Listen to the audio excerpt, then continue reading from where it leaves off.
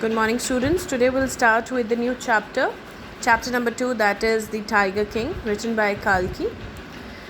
So now this is a story about, Maharaja of Pratibha wherein he was announced as the Tiger King. And why he was announced as a Tiger King, we are going to study in the chapter. The Maharaja of Pratibha is the hero of this story. He may be identified as His Highness Jamidar General Khileda Major Satavyagra Samahari Maharaja Dhiraj Visvabhuvanah Samrat Sir Jilani Jung Bahadur MAD ACTC or CRCK, but this name is often shortened to the Tiger King. So Maharaja of Pratibha was named by all these names that I have read so far, but the alias, that is the short name that everybody knew about him, was Tiger King. I have come forward to tell you why he came to be known as Tiger King. I have no intention of pretending to advance only to end in the strategic withdrawal. Even the threat of Stuka bomber will not throw me off the track. The Stuka, if it likes, can beat a hasty retreat from my story. So now he's saying that I'm not going to tell you right in the beginning why he was named as Tiger King. You'll have to really read the story and get to the end of the point, and then only I'm going to share the secret behind the name Tiger King. He even says that even the Stuka bomber, even if the bomb is actually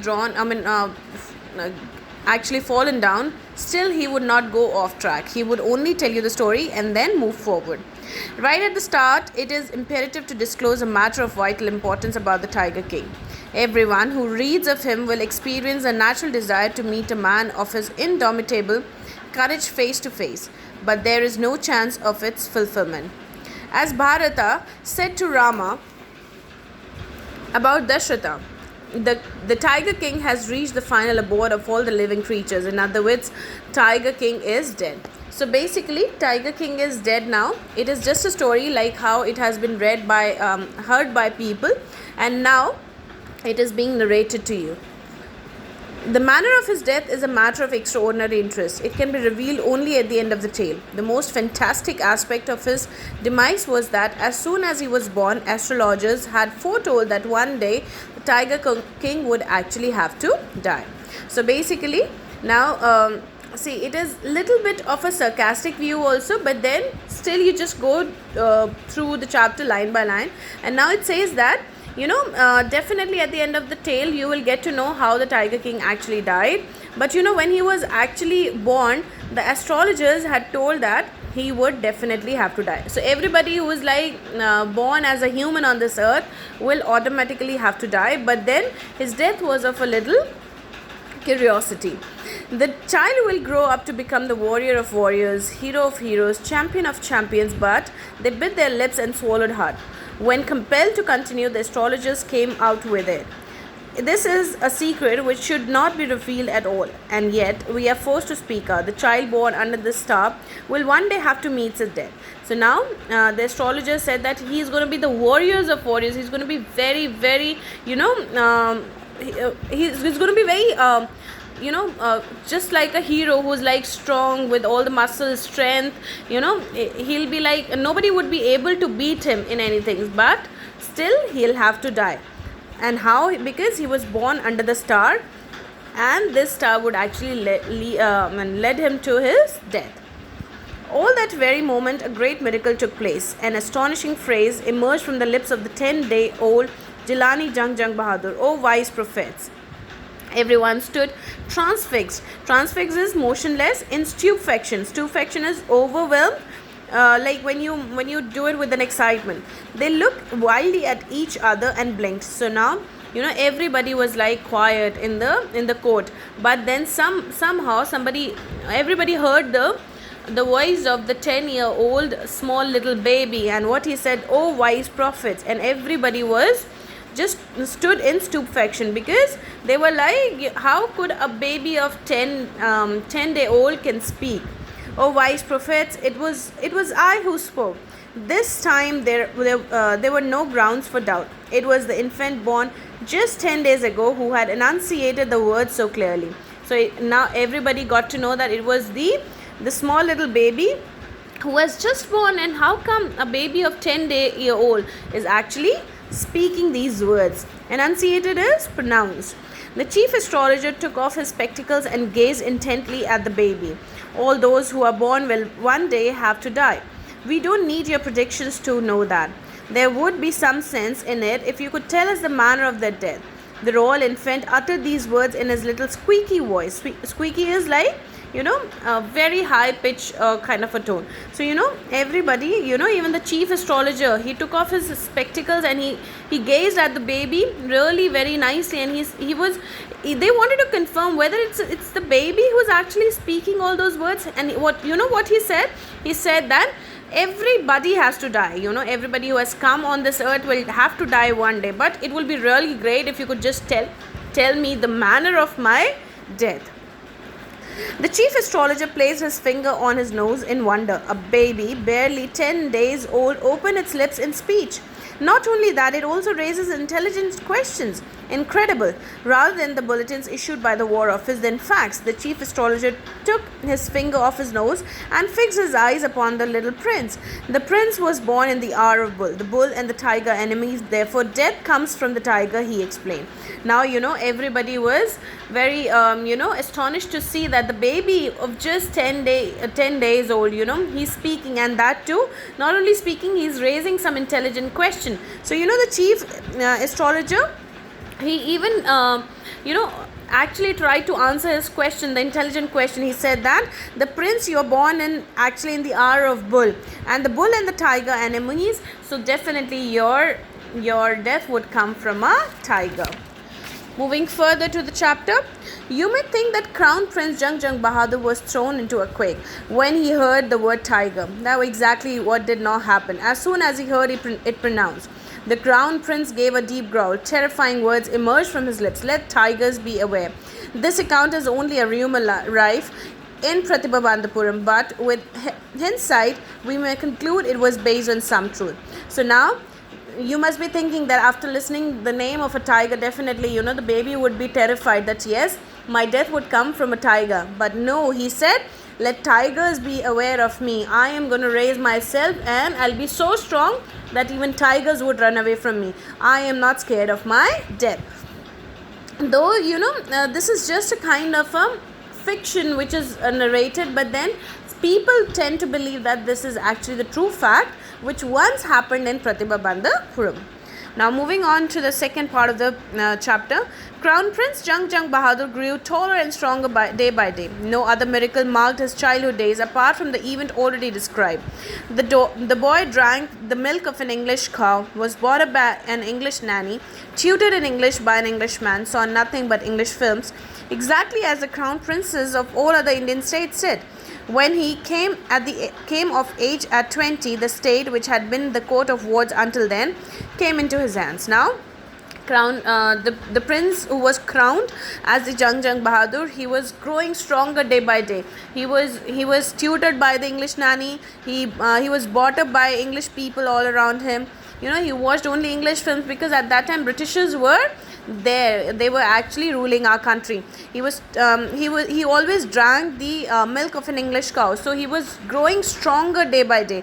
And for the 20 years, his state was being given to the wards, the people who were taking care of his the empire. So now it came into his hands when he was 20. But everyone in the kingdom remembered the astrologer's prediction. Many continued to discuss the matter. Slowly it came to Maharaja's ears. So now everybody remembered that there would be something, that his death would come from the tiger. So everybody remembered it. It became the point of discussion among us the, villagers. Somehow it reached to the Maharaja's ears. There were innumerable forests in Pratibha Bandapuram state. They had tigers in them. The Maharaja knew the old saying, you may kill even a cow in self-defense. There could certainly be no objection of killing tigers in self-defense. The Maharaja started out on a tiger hunt. So now he thought that I have a big empire, and in such a big empire, I have got many, jungles, and probably in those jungles, in those forests, there are many tigers. So I would start with tiger hunting. And it is always good to kill a kill anybody in your self-defense. Okay, so the Maharaja was thrilled beyond measure when he killed his first tiger. He sent for the state astrologer and showed him the dead beast.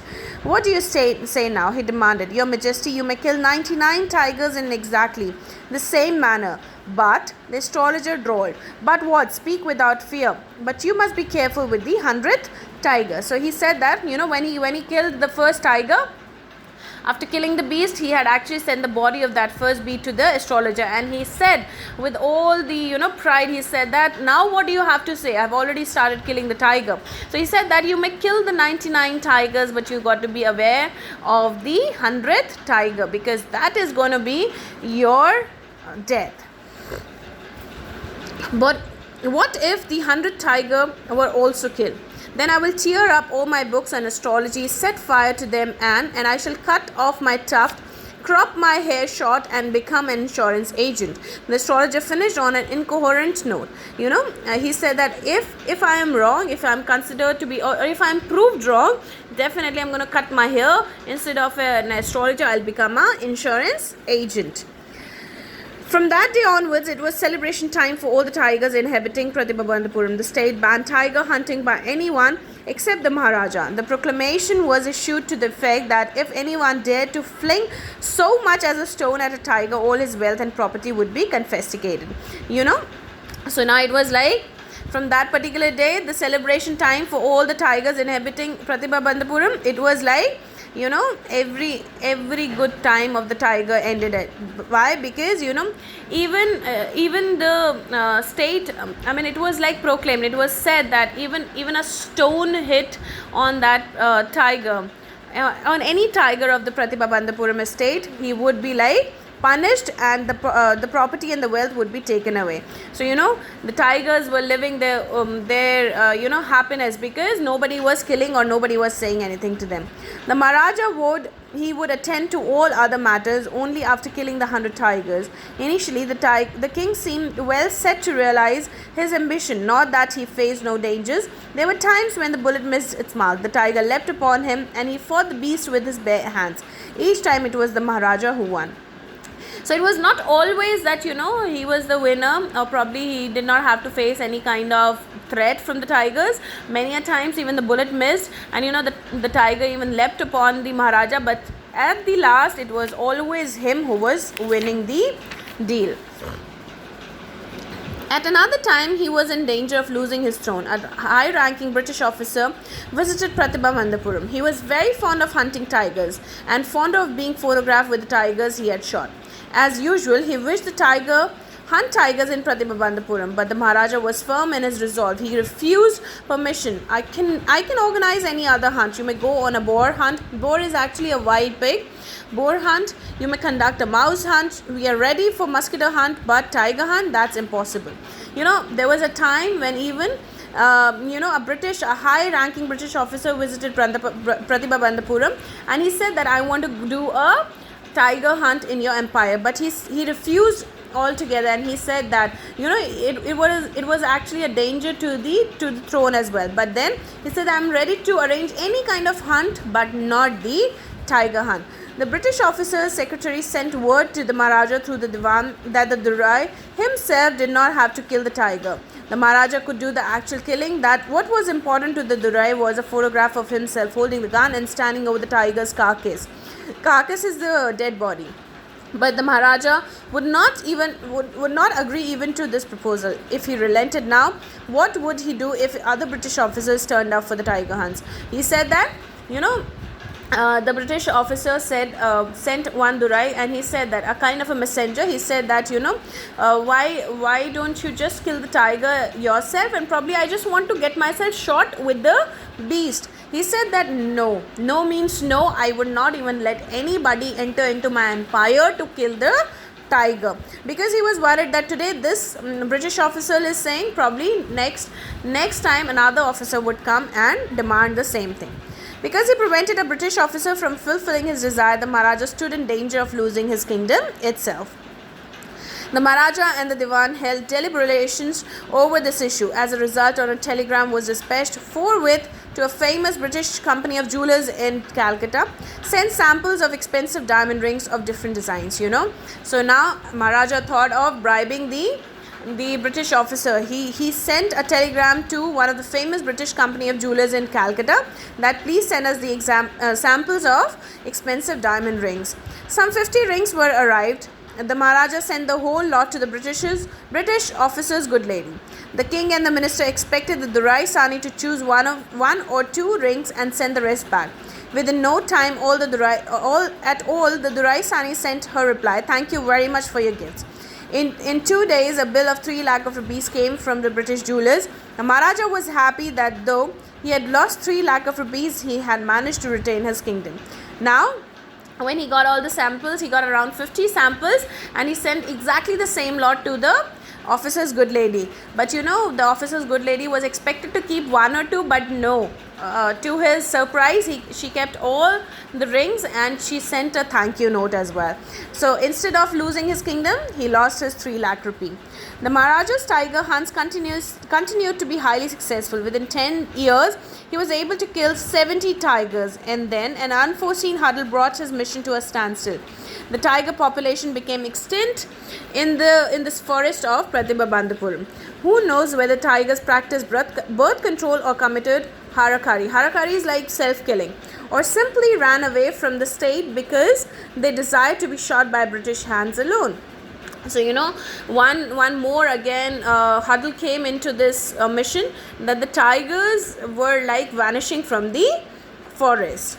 One day, the Maharaja sent for the Diwan. Diwan Sahib, aren't you aware of the fact that 30 tigers still remain to be shot by this gun of mine?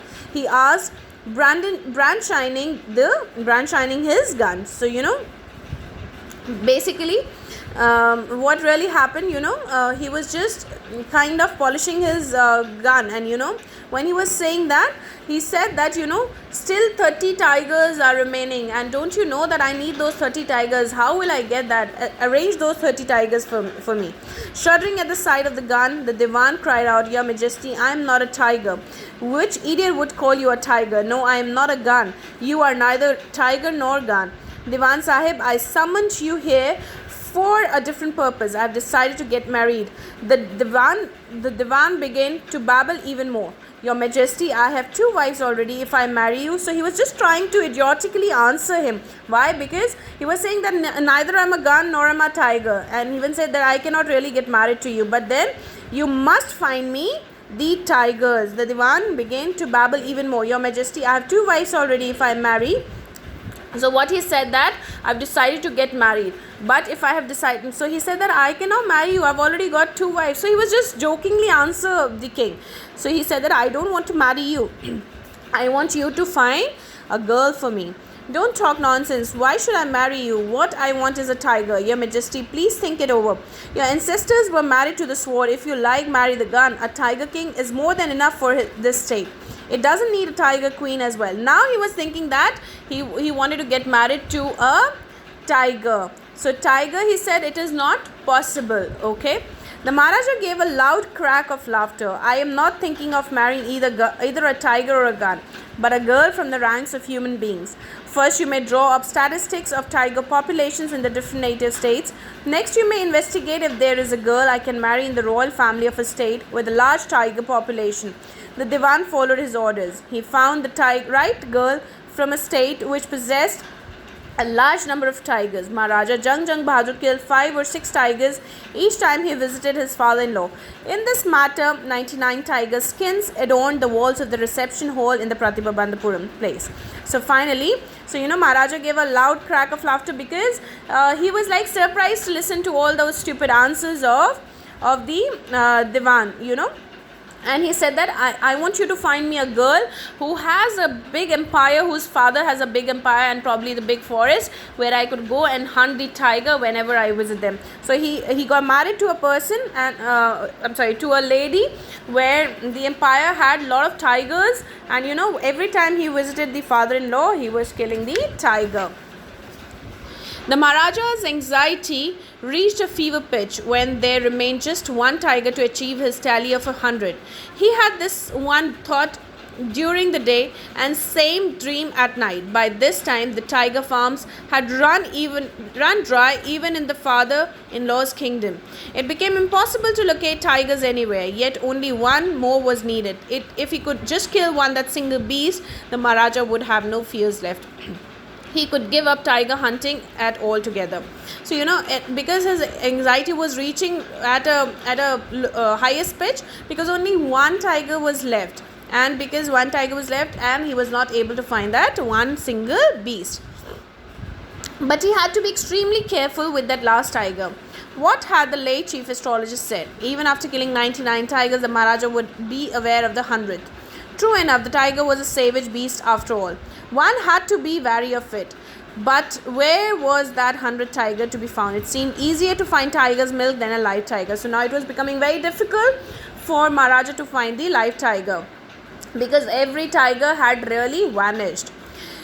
Thus the Maharaja was sunk in gloom, but soon came the happy news which dispelled that gloom. In his own state, sheep began to disappear frequently from a hillside village. Now when the sheep was being vanished from the hillside, it means there is some beast, and the beast was expected to be the tiger. So he thought that now there is one tiger in the village. It was first ascertained that this was not the work of the Khadar Mia Sahib or Virasmani Naikar, both famed for their ability to swallow sheep whole. Surely a tiger was at work. The villagers ran in to inform the Maharaja. The Maharaja announced a 3-year exemption from all the taxes for that village and set out on the hunt at once. So he announced that if you're going to find me that tiger, I am going to waive off all the taxes that has been levied on your villages. Okay, so now what really happened? The tiger was not easily found. It seemed as if it had wantonly hid himself in order to flout the Maharaja's will. So it was like, it looked like, he has hidden himself because he knew that Maharaja is actually looking for him. The Maharaja was equally determined. He refused to leave the forest until the tiger was found. As the days passed, the Maharaja's fury and obstinacy mounted alarmingly. Many officers lost their jobs. So he was getting more furious, he was getting like, I want a tiger and I am not going to leave this entire forest until and unless I am not going to find the last tiger. And many officers even lost their jobs just because of that. One day when his rage was at its height, the Maharaja called the Diwan and ordered him to double the land tax forthwith. So he said that now people are not helping me, so it is better that I should actually double the tax. The people will become discontented, then our state too will fall a prey to the Indian National Congress. In that case, you may resign from your post, said the king. So he said that if you're going to do this, the Diwan said, king, if you're going to do this, definitely our villagers would not listen to us. They will fall the prey to the Indian National Congress and we may lose our, the throne. The Diwan went home convinced that if the Maharaja did not find the tiger soon, the results could be catastrophic. Catastrophic is like, kind of a damage. Okay. He felt life returning to him only when he saw the tiger, which he had been bought from the People's Park in Madras and kept hidden in his house. So now he said that I'm going to find out a tiger, and what he did, he actually got the tiger from the Madras People's Park and he kept it in his house, because he was aware that if he's not going to give the tiger to Maharaja, definitely things are going to worsen for him and for his job too. At midnight, when the town slept in peace, the Diwan and his aged wife dragged the tiger to the car and shoved it into the seat. The Diwan himself drove the car straight to the forest where the Maharaja was hunting. When they reached the forest, the tiger launched its satyagraha and refused to get out of the car. The Diwan was thoroughly exhausted in his efforts to haul the beast out of the car and push it down to the ground. So now what really happened, when they actually put the tiger into the car, and when they were just making the tiger purposefully to get hit by the bullet of the Maharaja, he even launched his satyagraha. Satyagraha, and he never wanted to come out of the car, as if he knew that he would be dead. On the following day, the same old tiger wandered into Maharaja's presence and stood as if in the humble supplication, Master, what do you command of me? It was with boundless joy that the Maharaja took careful aim at the beast. The tiger fell in a crumpled heap. Now, even that tiger was like very weak and timid, you know. He also stood like, you know, master, whatever you want to do with me, just do it, in a very humble supplication. Okay, I have killed 100 tiger, my woe has been fulfilled. The Maharaja was overcome with elation. That was very happy. He became very happy that he has actually I'm sorry, he has actually killed that 100th tiger. Ordering the tiger to be brought to the capital in a grand procession, the Maharaja hastened away in his car. He was very happy with all that excitement. He just simply sat in the car and he said that this tiger, this beast should be brought to my grand procession.